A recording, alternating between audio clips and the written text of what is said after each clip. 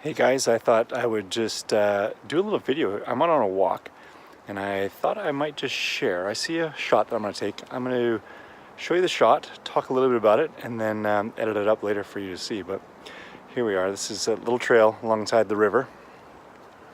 And right behind me, there's a really nice curve and these beautiful trees going up. So I thought I'm going to grab a photo here and then we'll edit it. I think I might even video the editing just to see what comes out. But I thought it'd be kind of fun to share a little bit what goes on. I'm not out looking for any specific shots. I just on a beautiful walk on a drizzly day, and nature decided to give me a little composition to work with. So I hope you enjoy the edit that's to come.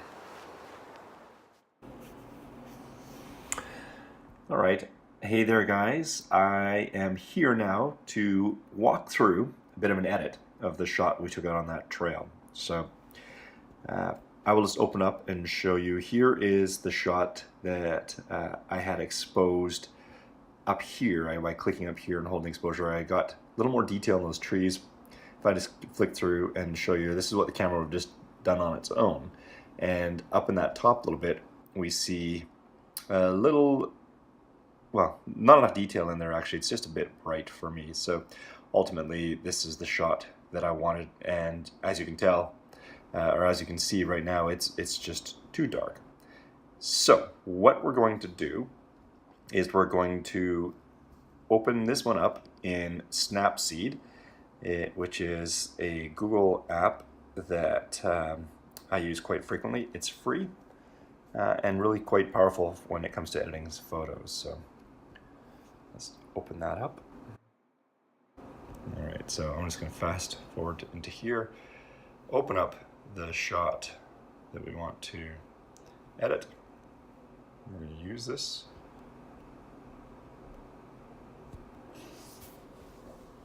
Okay, so here we have our nice dark shot, but we do see that detail as I mentioned up top. So in Snapseed, I go into the tools and I will start off in this sort of tune image application. You basically put your thumb down and then you can scroll through all the things that you can edit up in here.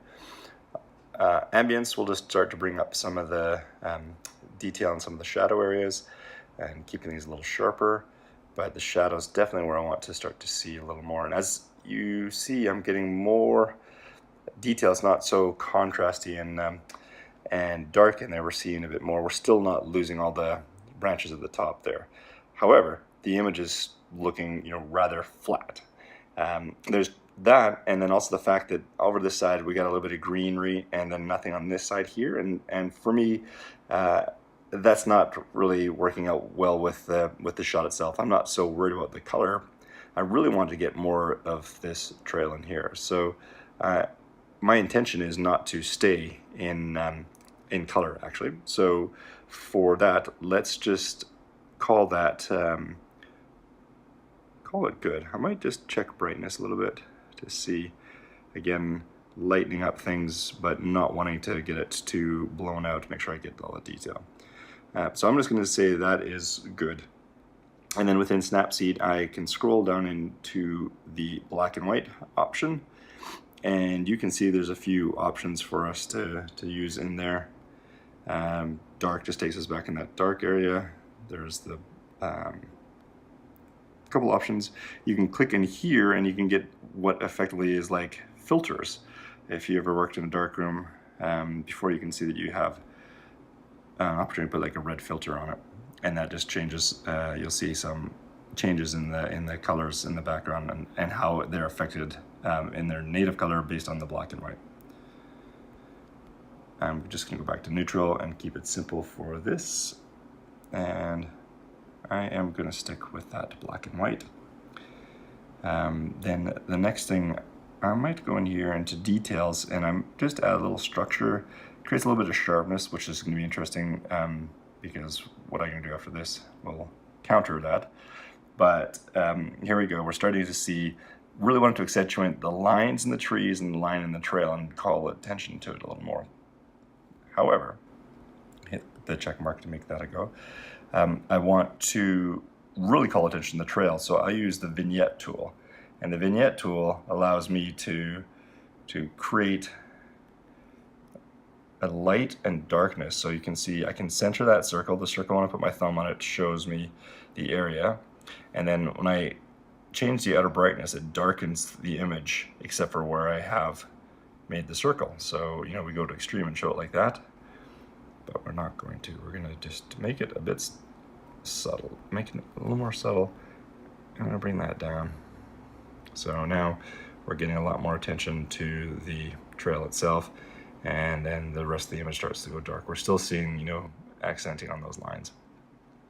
So the next step for me is I want to, after I did all that sharpening and whatnot, I want to introduce a thing that is called the glamour glow, and it really is reminiscent of the old Hollywood pictures you'd have of, you know, starlets, and it would soften and glow around on the highlights. And in this case, if I hold my thumb down, you can see it's really subtle, but what it does is it softens the trees a little bit, and it creates a little more highlight on the trail. And so just by doing that, it adds just a little bit of punch down here, drawing the eye more on the trail, which is ultimately what we're trying to do.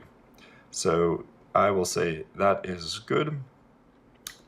By being black and white, I don't have to worry about this tree being green over here. It's just really about the texture and the lines that we're trying to show. So with Snapseed, you can either just save the original file or you can save a copy and it'll create one for you.